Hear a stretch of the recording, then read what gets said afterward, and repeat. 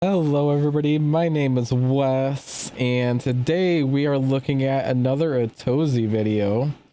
This one is about a teenager that hacked the Brazilian government. And I know this is definitely a crime, but I've already heard a little bit about it, and it's kind of comical.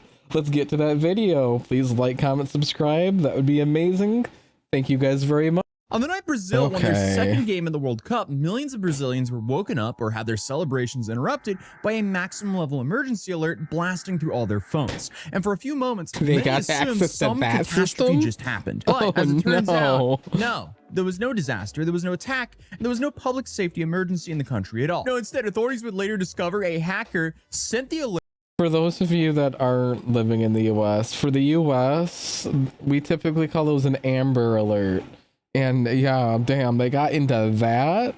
How did they get into that? That is absolutely insane. And then the person responsible wasn't even someone who was particularly skilled or really knew what they were doing. So apparently a board...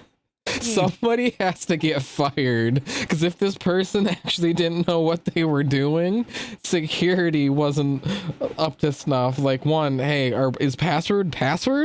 Why was it so easy for a nobody that knows nothing to get into it? Like, seriously, come on. You're from Sao Paulo, who I guess was just annoyed at the noise people were making outside after the game ended, decided to send the alert themselves. Modern problems call for modern solutions. Yeah, it absolutely is. So let's just set the scene. It's the early hours of Saturday, June 20th, 2026. Brazil just beat Haiti in the World Cup group stage a little bit over an hour ago. So as you could assume, Brazil being a massive soccer/football nation, things were going absolute crazy on the streets. So the streets are loud, people are celebrating, fireworks. Are they being civilized? Are we having riots? Or are they just being loud? Because at least for the US, lots and lots of riots when a home team wins and or even loses. It's bad. Going off the whole 9 yards. In the middle of all that, in the streets. Phones across Sao Paulo, Rio de Janeiro, Curitiba, Brasilia, Campo Grande, and several other cities start going off with an emergency alert. And this is the kind of emergency alert that just overrides everything. It's kind of like an Amber Alert in the US, or the kind of alert that went off in Hawaii that one time by accident, which tricked the whole population to thinking they were about to get nuked. But obviously, it overrides Do Not Disturb, overrides everything, because, you know, that's what it's designed to do. Não tem muito o que fazer, ele é o que isso, cara? Bom, he went on broadcast. Dang. Alerta da defesa civil de... Pô, meu irmão. De que, gente? Tem uns bandos quebrando lá no... And the alert read, extreme alert, civil defense, misanthropia. So misanthropia or misanthropy in English means hatred of humanity. It's not really a word most people use on a daily basis, and it's definitely not the kind of word you would expect to see on a government emergency notification at 1:25 in the morning. So naturally, people had no idea what to make of this, and social media immediately lit up with a whole bunch of different theories. A power grid attack, a war, you know, since a lot of people were half asleep and was awoken by this. And obviously, if you're sleeping, you wake up and you see misanthropia with the emergency alert going off, you could easily misread it as missile. But apparently, a lot of people also thought it was an alien invasion. So clearly, a lot of people were worried. So apparently, it wasn't a glitch. Someone had actually gotten inside of the government's emergency alert system and sent it out to everyone. You know, because some teenagers, when they're bored, they spin up Minecraft servers for their friends to play on, and others apparently hack government entities to send out fake emergency alerts. Regardless, though, by 1:30 in the morning, I mean, I could see it, because if we look at the War Thunder community, people literally release classified military documents on aircraft and personnel vehicles, even tanks, to be like, actually, this is how it's supposed to go. This is how the physics are supposed to work in this game. Actually, so I see it. The platform had been taken offline, and Brazil's telecommunications regulator issued a statement clarifying that the alert hadn't come from any authorized person and that there was actually no actual emergency. So the states of Sao Paulo and Rio de Janeiro and Paraná all confirmed the same, and the federal police, essentially the Brazilian FBI, they were called in to investigate. Oh, also, it's worth mentioning that apparently it was later revealed the same person had tried to send an alert to one of the cities that read alien attack, humans, we have arrived. So clearly, whoever did this is quite the prankster. But unfortunately for them, that one failed to deliver, so they just changed it to the Misanthropia one. But the system was compromised and called for the IDAP, which stands for the Public Defense Broadcasting Interference. And it's essentially a platform used by their FEMA across the country to warn the population about natural disasters, floods, landslides, and so on and so on. And the platform has around 600 registered users spread across the different states and cities around the countries. And it connects to multiple delivery channels such as SMS, WhatsApp, Google's public alert system, and even cable TV. But I guess the most powerful one is the Civil Defense Alert, which is the cell broadcasting system.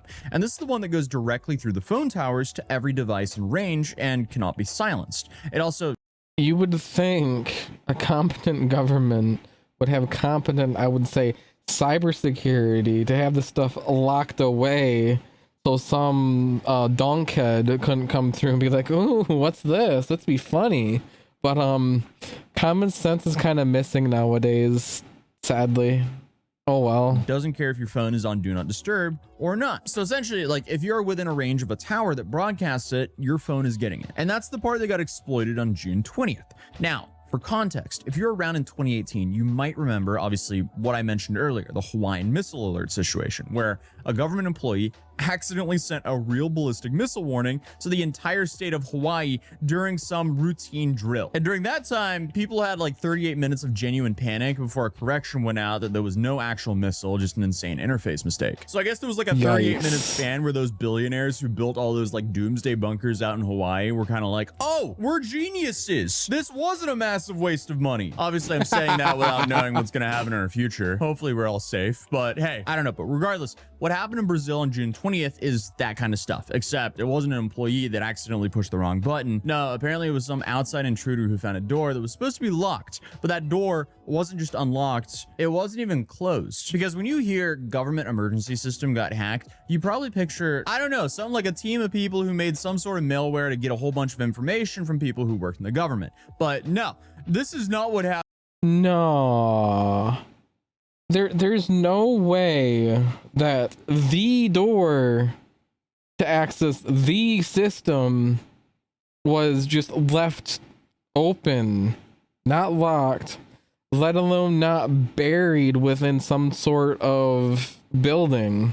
That's insane. Whatsoever. So the person who allegedly did this goes by the handle Misanthropo Online. And they gave an interview to a Brazilian outlet called Tecmundo shortly after the incident. And here he explained exactly what he did. And what he described is genuinely difficult to believe for a system with this much responsibility, because he didn't write a single line of code. He didn't exploit some advanced tech vulnerability. No, he just simply found the login credentials for government employees that had been leaked online. Really? Oh it my was just out there in the open, apparently. What do you think about that, Gary? Oh, he's dreaming. I whisper as if I'm not going to continue recording this video. Sorry, bud. But those employees had apparently never changed their passwords, and some of them had been exposed for years. So I guess once he got the credentials, he logged into the IDAP server like any other authorized user, because I guess from the system's perspective, he looked exactly like one of the government officials. So I guess the security system at the end of the day that was standing between him and waking up millions of people was a simple math captcha. Nice. Basically just bot verification. No. But essentially, it seems like the consensus from people who work in cybersecurity, they all came to the realization that this guy isn't even a hacker, because the door was just wide open and he just kind of walked in. So Misanthropo himself was pretty upfront about this as well. So when Tecmundo asked him about, at this point, at the very most he should get is maybe a breaking in and entering.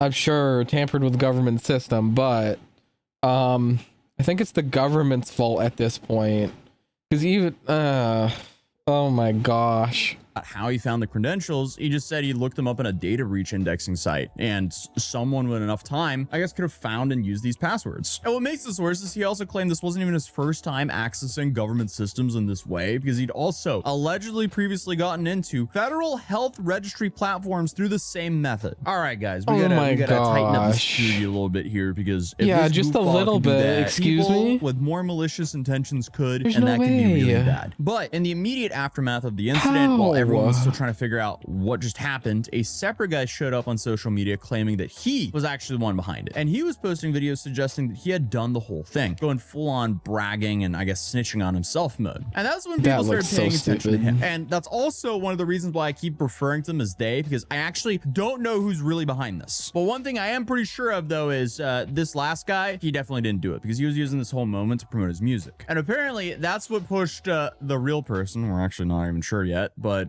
this is what pushed Misanthropo to actually come forward. Because I guess watching someone else take credit for something he actually did apparently was just more than what he was wanting to sit with. So I guess he just wanted to snitch on himself by I love how in many crime situations we've had so many criminals tell on themselves because they were mad that somebody else was getting the credit. Or in like one case, a criminal was like, that picture doesn't make me look that good, but use this picture instead. And then dude ended up getting arrested. But like, come on, you could have just not taken the credit and been out free, because I assume not gonna be getting just charged with the breaking and entering.